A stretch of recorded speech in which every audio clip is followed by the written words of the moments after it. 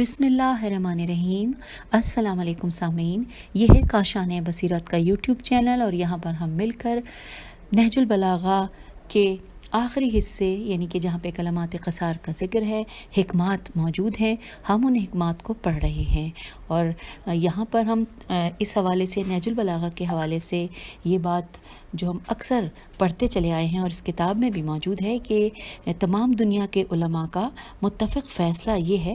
کہ ھذا فوق الکلام البشر و تحت الکلام الخالق، کہ یہ تمام بشر کے کلام سے افضل ہے اور خالق کے کلام سے نیچے ہے۔ نہج البلاغہ یقیناً قرآن کی عملی تفسیر ہے، یہ کلام آفاقی ہے، بڑا آسان رستہ ہے، بہت باریک نکتہ ہے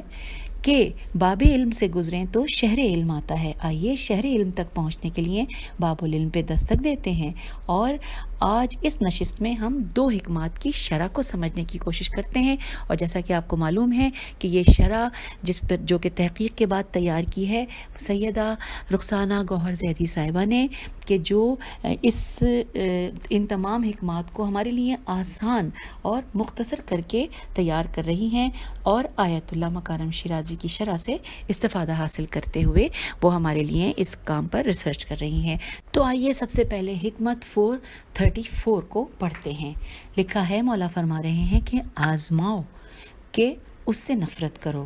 یہ حکمت 434 ہے۔ اور اب آئیے ہم اس کی شرح کو مل کر پڑھتے ہیں۔ لکھا ہے کہ امیر المومنین علیہ السلام اس انتہائی مختصر اور معنی خیز گفتگو میں ایک اہم معاشرتی پہلو کا ذکر کر رہے ہیں کہ ظاہر دیکھ کر مطمئن نظر نہ ہوں بلکہ آزمائش کریں، اور یہاں تک کہ انہیں دشمن بنا کر آزمائیں، اور مختصراً یہ کہ اس وقت تک آزمائیں جب تک کہ تمہارا دشمن نہ ہو۔ سید رضی فرماتے ہیں کہ کچھ لوگوں نے اس فقرے کو جناب رسالت مآب صلی اللہ علیہ وآلہ وسلم سے روایت کی ہے، مگر اس کے کلام امیر المومنین علیہ السلام ہونے کی دلیل ثعلب کا بیان ہے، سے این لامبے ثعلب کا بیان ہے۔ وہ کہتے ہیں کہ مجھ سے ابن عرابی نے بیان کیا کہ مامون نے کہا کہ اگر حضرت علی علیہ السلام سے یہ بات نہ سنی ہوتی کہ آزماؤ تاکہ اس سے نفرت کرو، تو میں یوں کہتا کہ دشمنی کرو اس سے تاکہ آزماؤ۔ اب آگے پڑھتے ہیں۔ لکھا ہے، ثعلب عربی زبان و ادب کے عظیم اسکالرز میں سے تھے، اور ان کا نام احمد ابن یحییٰ تھا، اور 291 ہجری میں ان کا انتقال ہوا۔ امام کے اس مختصر ترین کلام کے کئی پہلو ہیں، آئیے دیکھتے ہیں۔ ایک یہ کہ لوگوں کی آزمائش کرو تاکہ آپ کے دشمن ہوں۔ اب یہاں پہ بریکٹ پہ لکھا ہے کہ چونکہ زیادہ تر لوگ ظاہری شکل میں برے نہیں ہوتے، بریکٹ کلوز ہو گیا، تو آزمانے سے آپ کے سامنے عیاں ہو جاتے ہیں۔ اس کلام امام سے مراد مخصوص معاشرتی گروہ بھی ہو سکتا ہے۔ ایسے افراد کم نہیں ہیں جو دوستی اور محبت کے نقاب میں سخت ترین دشمن نکلتے ہیں۔ یہ بھی ممکن ہے کہ امام علیہ السلام کے اپنے دور کا بھی حوالہ امام دے رہے ہوں۔ اس دور میں منافقین اور کچھ ایسی شخصیات کی بڑی تعداد تھی کہ جو معاویہ کے مال و منال پر فریفتہ تھے، لیکن ظاہراً لبادہ ایمانی میں امیر المومنین علیہ السلام کے ساتھ موجود رہتے تھے، یہاں تک کہ جنگ کے میدان میں آپ علیہ السلام کے لشکر میں تھے، لیکن جب قول امام علیہ السلام کے مطابق انہیں آزمایا گیا تو وہ امام کے بدترین دشمنوں میں شمار ہوئے۔ جیسے آئیے کچھ مثال بھی دیکھ لیتے ہیں، جیسے خارجی صفین میں امیر المومنین علیہ السلام کے لشکر میں شامل تھے، جیسے کہ خارجی جو ہم نے اکثر پڑھا ہے کہ وہ صفین میں، جنگ صفین میں امیر المومنین علیہ السلام کے لشکر میں شامل تھے، لیکن آج تک بدترین دشمنان علی علیہ السلام ہیں۔ یا اگر تاریخ کے اوراق پلٹ کر دیکھیں تو ایک اور مثال بھی نظر آتی ہے کہ رسالت مآب صلی اللہ علیہ وآلہ وسلم کے دست مبارک پر کلمہ توحید پڑھنے والے بہت سارے لوگ دوستی اور محبت کے دعوے دار تو تھے، لیکن وہ اس دعوے کو ثابت نہیں کر سکے، بلکہ جب آزمائے گئے تو یہ حقیقت کھلی کہ صرف اس لیے مسلمان ہوئے تھے کہ کسی نازک لمحے میں وہ ضرب کاری لگا کر دین اسلام کو ختم کر دیں۔ اب آئیے جنگ احد کے بارے میں جانتے ہیں کہ جنگ احد میں جب جیتی ہوئی جنگ کا پانسا پلٹا تو یہ وہ لمحہ تھا کہ جب یہ لوگ خدا کے رسول کی آواز پر کان دھرنے کے بجائے شکست پر مہر تصدیق ثبت کرنے کے لیے پہاڑوں پر دوڑے چلے گئے۔ ایک نقطہ اس گفتار حکمت کا یہ بھی ہے کہ دوستی سے پہلے آزماؤ۔ بلا شبہ زندگی میں انسان کی ایک ضرورت اس کے دوست ہوتے ہیں جو کہ مشکلات کا سامنا کرتے ہوئے اس کی مدد کر سکتے ہیں، اس کی تکلیف میں اس کو تسلی دیتے ہیں اور انسان کی موجودگی اور غیر موجودگی میں اس کا دفاع کر سکتے ہیں۔ مشکلات اور حوادث زمانہ میں انسان کو تنہا بھی نہیں چھوڑتے دوست، لیکن دوست کے انتخاب میں کبھی کبھی جلدی نہیں ہونی چاہیے۔ دوستی کے لیے ہمیں آزمائش کرنی ہوگی، خاص طور پر اگر اچھے وقت میں آپ کو دوستوں کے انتخاب میں زیادہ محتاط رہنے کی ضرورت ہوتی ہے۔ امام جعفر صادق علیہ السلام فرماتے ہیں کہ دوست کو تین چیزوں سے آزمایا جا سکتا ہے، اور جب وہ ان 3 چیزوں پر پورا اترے تو پھر دوستی بہتر رہے گی۔ ایک، صرف آرام میں دوست نہ ہو بلکہ مشکلات میں بھی ساتھ ہو، پھر اسے مال لے کر یا مال دے کر آزماؤ، اور یا ایسا کام کہ جس کی وہ خواہش نہ اس کو ہو لیکن اس کے باوجود وہ تمہارے ساتھ شریک ہو۔ اور اب آئیے ایک اور جگہ دیکھتے ہیں کہ ایک اور مقام پر امام جعفر صادق علیہ السلام فرما رہے ہیں کہ کسی کو اس وقت تک دوست مت سمجھیں کہ جب تک کہ آپ اسے 3 چیزوں پر آزماتے نہیں ہیں۔ تو سب سے پہلے لکھا ہے کہ جب وہ حالت غیظ میں ہو تو وہ گمراہ تو نہیں ہو جاتا، پھر ہے مال کی تقسیم کے وقت کیا وہ انصاف کرتا ہے، اور پھر کہ اور جس کے ساتھ آپ سفر کرتے ہیں،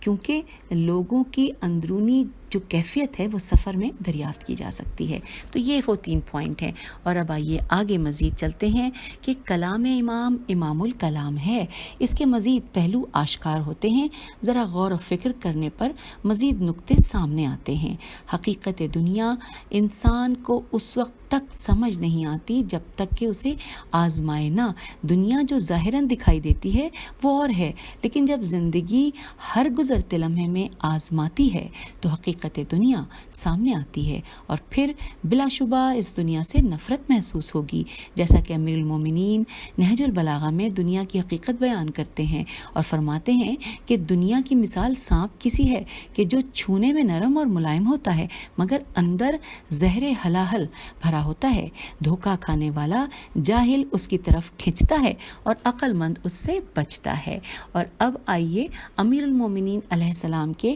خطبات کا حوالہ بھی ساتھ ساتھ دیتے ہیں۔ امیر المومنین علیہ السلام کے خطبہ نمبر 182 میں پڑھتے ہیں، مولا فرما رہے ہیں کہ برج ابن مسہر تائی، یہ نام ہے، نے جو کہ خوارج میں سے تھا، نعرہ کیا لگایا کہ لا حکم الا اللہ، اس طرح بلند کیا کہ امام سن لیں۔ چنانچہ آپ نے سن کر ارشاد فرمایا کہ خاموش، خدا تیرا برا کرے، خدا کی قسم جب حق ظاہر ہوا تو اس وقت تیری شخصیت ذلیل اور تیری آواز دبی ہوئی تھی، اور جب باطل زور سے چیخا ہے تو بھی بکری کے سینگ کی طرح ابھر آیا ہے۔ آگے لکھا ہے کہ فی زمانہ ہم دیکھتے ہیں کہ بڑی بڑی حکومتوں کے یہی رویے ہیں، وہ یہ کہ حق کے لیے ان کی آواز دبی ہوئی ہوتی ہے، اور بیت المقدس کو دیکھیے کہ یہودیوں کے قبضے میں ہو، کشمیر، یمن و بحرین میں بچے مر رہے ہوں، سعودی عرب میں خدا کے گھر پر پابندیاں اور ہر طرح کے لہو لعب کے لیے آزادی ہو، مگر صرف خاموش تماشائی بنے رہیں، یہ نہیں سمجھے کہ انہیں قدرت آزما کے بتا رہی ہے کہ یہ قابل نفرت ہیں اور دوست کے روپ میں دشمن ہیں، کیونکہ جب کبھی باطل نے حق کے خلاف قدم بڑھائے یہ ان کے دست و بازو بنے۔ آئیے ایک اور چیز کو دیکھتے ہیں کہ جب بھی کبھی دنیا نے دنیا کے صاحبان طاقت سے مدد طلب کی تو ہمیشہ وقت آنے پر خود کو تنہا ہی پایا۔ جتنا اور جہاں جہاں دنیا کو آزمایا اس کی دشمنی کھل کر سامنے آتی ہے اور اس سے نفرت بڑھتی ہے، اور جب دنیا کی دشمنی نظر آ جائے اور دنیا سے نفرت ہو جائے تو دل بے اختیار اس خدا کی محبت سے لبریز ہو جاتا ہے کہ جو کبھی تنہا نہیں چھوڑتا، اور سر اس مالک حقیقی کی بارگاہ میں جھک کر راز زندگی پاتا ہے۔ سبحان اللہ۔ اور یوں ہم نے حکمت 434 کی شرح کو پڑھ لیا، اور اب آئیے اگلی حکمت کی جانب۔ اسی نشست میں ایک اور حکمت ہم پڑھنے جا رہے ہیں، جیسا کہ آپ کو بتایا تھا، حکمت 433۔ مولا فرما رہے ہیں کہ لذتوں کے ختم ہونے اور پاداشوں کے باقی رہنے کو یاد رکھو۔ بس یہ چھوٹی سی حکمت ہے، حکمت 433۔ آئیے اب ہم اس حکمت کی شرح کو بھی مختصراً اور آسان الفاظ میں جانتے ہیں، جو کہ محترمہ رخسانہ گوہر زیدی صاحبہ نے ہمارے لیے تیار کی ہے، مرتب کی ہے۔ اس میں یہ لکھا ہے کہ اس حکمت میں امیر المومنین علیہ السلام نے گناہوں کے بارے میں ایک قابل ذکر نکتے کا ذکر کرتے ہوئے فرمایا ہے کہ یاد رکھو کہ لذات جلدی ختم ہو جاتی ہیں لیکن ان کے نتائج اور اثرات باقی رہ جاتے ہیں۔ جی ہاں، بالکل ایسا ہی ہے کہ یہ ایک حقیقت ہے کہ لذت بخش گناہ اور ان کی تمام لذات غیر مستحکم اور جلد ختم ہونے والی ہیں۔ مثلاً آئیے دیکھتے ہیں کہ شرابی اپنی شراب پینے سے کتنا لطف اٹھاتا ہے، یا زانی کب تک اس گناہ سے لطف اندوز ہوتا ہے، لیکن گناہ اور اس کے اثرات بہت دیر پا ہوتے ہیں اور اس کا نتیجہ قیامت اور میدان محشر تک باقی ہے، اور اس کے دنیاوی اثرات بھی اکثر دیر پا ہوتے ہیں۔ شراب پینے والا صرف گناہ گار ہی نہیں ہوتا بلکہ شراب کی صورت میں انواع و اقسام کی بیماریوں کی خود ہی خریداری کرتا ہے۔ ہم ایسے لوگوں کو دیکھتے ہیں کہ جو نشے کی لت کی وجہ سے معاشرے میں ذلیل و رسوا ہوتے ہیں، بلکہ آخری عمر میں بھی اس عادت کی وجہ سے رسوا ہوتے ہیں۔ ظالم شخص اپنے مخالف سے انتقام لینے کے لیے قتل کر سکتا ہے، ممکن ہے یہ فعل وقتی طور پر اس کے لیے باعث اطمینان بھی ہو، لیکن ضمیر کی اذیت سے تمام زندگی ایک طویل قید کی صورت ہوگی، اور ایک انسان کو قتل کرنے کے سبب روز جزا و عذاب الہی کا مستحق بھی ہوگا، جیسا کہ پروردگار عالم قرآن مجید میں سورہ نساء میں ارشاد فرما رہا ہے۔ آیت نمبر 93 میں ہم ترجمہ پڑھتے ہیں کہ اور جو کوئی کسی مسلمان کو جان بوجھ کر قتل کرے اس کی سزا دوزخ ہے جس میں وہ ہمیشہ رہے گا، اس پر اللہ کا غضب اور اس کی لعنت ہے، اور اللہ نے اس کے لیے بڑا عذاب تیار کیا ہے۔ یہ سورہ نساء کی آیت نمبر 93 کا ہم نے ترجمہ پڑھا۔ لہٰذا گناہ کرتے وقت انسان کو خبردار رہنا چاہیے کہ اس کی ان گناہوں کی لذتیں بہت ہی جلد ختم ہونے والی ہیں اور ان کے اثرات جبکہ دیر پا ہیں۔ آئیے اس کے علاوہ کہ جیسا کہ احادیث اور اقوال معصومین سے واضح ہے کہ گناہوں کے اثرات میں سے ایک یہ ہے کہ گناہ نعمتوں اور برکتوں کو سلب کر لیتے ہیں اور انسان ایک طویل عرصے الہی رحمت سے محروم ہو جاتا ہے، جیسا کہ ہم نہج البلاغہ میں خطبہ 176 میں پڑھیں گے کہ خدا کی قسم جن کے پاس زندگی کی تر و تازہ اور شاداب نعمتیں تھیں اور پھر ان کے ہاتھوں سے نکل گئیں، یہ ان کے گناہوں کے مرتکب ہونے کی پاداش ہے، کیونکہ اللہ تو کسی پر ظلم نہیں کرتا۔ یہ ہم نے خطبہ 176 کو پڑھا، اور اب آئیے مزید دیکھتے ہیں کہ صحیفہ سجادیہ میں مولا سجاد علیہ السلام دعائے توبہ دعا 31 میں فرما رہے ہیں کہ اپنے وہ گناہ جن کا تو اس سے زیادہ حساب رکھتا ہے ایک ایک کر کے شمار کیے، اور ان بڑے گناہوں سے کہ جو تیرے علم میں ہیں، وہ گناہ کہ جن کی لذت جاتی رہی اور ان کا وبال ہمیشہ کے لیے باقی رہ گیا۔ اب آئیے ہم دیکھتے ہیں سورہ روم کی آیت میں پروردگار عالم ارشاد فرما رہے ہیں آیت نمبر 41 میں، کیا کہ خشکی اور تری میں لوگوں کے اعمال کے سبب سے فساد پھیل گیا ہے تاکہ اللہ انہیں ان کے بعض اعمال کا مزہ چکھائے تاکہ وہ باز آ جائیں۔ یہاں پر سورہ روم کی آیت 41 کا ترجمہ مکمل ہوا، اور اب آئیے مزید پڑھتے ہیں۔ لکھا ہے کہ بندے پر معاصیت اور گناہ کا بڑا اہم اور خطرناک اثر ہے وہ دوری ہے جو لذت گناہ کے سبب بندے اور رب کے درمیان پیدا ہو جاتی ہے۔ وہ اطاعت اور نیکی کو گراں سمجھنے لگتا ہے، فحش اور بے حیائی کے کاموں میں لگا رہتا ہے۔ اگر اللہ کی رحمت اور ہدایت اسے نہ ڈھانپ لے تو وہ گناہ اور معصیت کے کاموں میں برابر بڑھتا ہی چلا جاتا ہے اور بدبختی و بدنصیبی اس کا مقدر بن جاتی ہے۔ آئیے یہاں پر یہ بھی واضح رہے کہ امام علیہ السلام کا معنی جائز لذتوں سے نہیں ہے، کیونکہ روایات میں یہ بیان کیا گیا ہے کہ آپ دن کے اوقات کا ایک حصہ جائز اور معقول خوشی کے لیے اور بنیادی فرائض کی انجام دہی میں گزارتے تھے، کیونکہ خدا کی نعمتوں کا صحیح مصرف عین شکر ہے۔ ایک اور حدیث ہے کہ جو کہ امام علیہ السلام نے غرر الحکم میں نقل ہے کہ آپ نے فرمایا کہ جو بھی تقوی سے دور ہوگا اسے لذات اور شہوت سرکش میں مبتلا ہونے کی ترغیب دی جائے گی اور وہ گناہوں کے ویرانے میں بھٹک جائے گا۔ اب آگے مزید دیکھتے ہیں، لکھا ہے کہ اگر ہم تفکر کریں تو دنیا کی لذتوں کو 3 قسموں میں تقسیم کر سکتے ہیں۔ آئیے ہم یہ بہت توجہ سے پڑھیں گے کیونکہ یہ بہت سمجھنے والی چیز ہے کہ اگر ہم تفکر کریں تو دنیا کی لذتوں کو 3 قسموں میں تقسیم کر سکتے ہیں۔ پہلی قسم وہ لذت جس کے نتیجے میں اس لذت سے بھی بڑی سزا ملتی ہے اور اس کے نتیجے میں نعمتیں سلب ہو جاتی ہیں، اور یہ ان نافرمانوں اور غافلوں کے مختلف طبقات کی وہ لذتیں ہیں جن سے وہ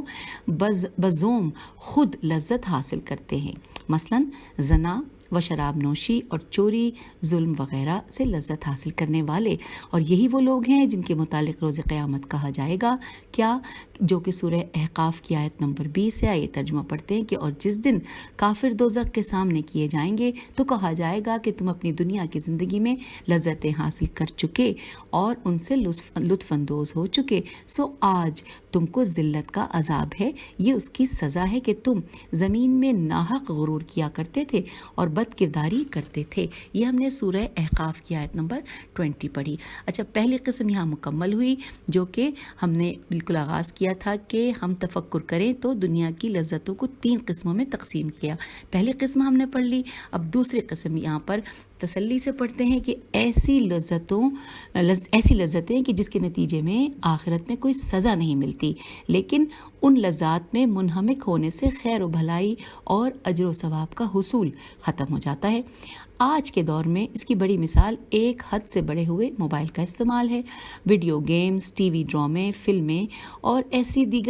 دیگر بہت سے کام ہیں کہ جو ٹائم کلر ہیں، جو باعث گناہ و ثواب تو نہیں، بشرطے کہ وہ ڈرامے اور گیمز گناہ پر مبنی نہ ہوں اور آخرت کے لیے زیادہ راہ بھی نہیں۔ یہ سامعین، یہ جملہ مجھے بہت تکلیف دے رہا ہے کہ وہ بشرطے کہ یہ جو ڈرامے یا یہ جو گیمز وغیرہ ہم کھیلتے ہیں وہ گناہ پر مبنی تو نہیں ہے، لیکن کیا ہے کہ وہ آخرت کے لیے زیادہ راہ بھی نہیں ہے، یعنی ہم نے اپنا اتنا ٹائم ان چیزوں پہ لگا دیا کہ جو ہمارے لیے آخرت میں ساتھ نہیں ہوں گی۔ اور اب آئیے تیسری قسم پڑھتے ہیں۔ لکھا ہے کہ وہ لذات کے جن پر اجر و ثواب حاصل ہوتا ہے اور یہ لذات مومن کے خاصے میں شامل ہوتی ہیں، جو ان سے وہ فائدہ حاصل کرتے ہیں جس سے وہ اللہ تعالیٰ کی اطاعت اور فرما برداری میں معاونت، نافرمانی سے اجتناب کرتے ہیں۔ مثلاً آپ خدمت خلق کرنے میں لذت محسوس کرتے ہیں یا مجالس حسین و دیگر معصومین علیہم السلام اور آیات قرآنی اور احادیث معصومین بیان کرنے، سننے اور دوسروں تک پہنچانے میں لذت محسوس کرتے ہیں، اور اس طرح کے دیگر کام کہ جو دنیا میں بھی باعث لذت ہیں اور آخرت کے لیے بھی زیادہ راہ ہے۔ تو سامعین، ہم نے آج کی اس نشست میں 2 حکمات کو پڑھا، ان کی شرح کو جاننے کی کوشش کی، اور جو 2 حکمات تھیں وہ 434 اور 433 تھیں۔ اور اب اس دعا کے ساتھ آپ لوگوں سے اجازت چاہتی ہوں کہ اللہ تعالیٰ ہماری مدد کرے اور امام ہمارا ہاتھ تھام لیں، کیونکہ ہم کلام امام علیہ السلام کو پڑھنے کی اور سمجھنے کی کوشش کر کے اپنی ذاتی اصلاح کرنا چاہتے ہیں، کیونکہ جب ہماری ذاتی اصلاح ہوگی تو اصلاح معاشرہ بھی ساتھ ساتھ ہو جائے گا۔ خدا حافظ، فی امان اللہ۔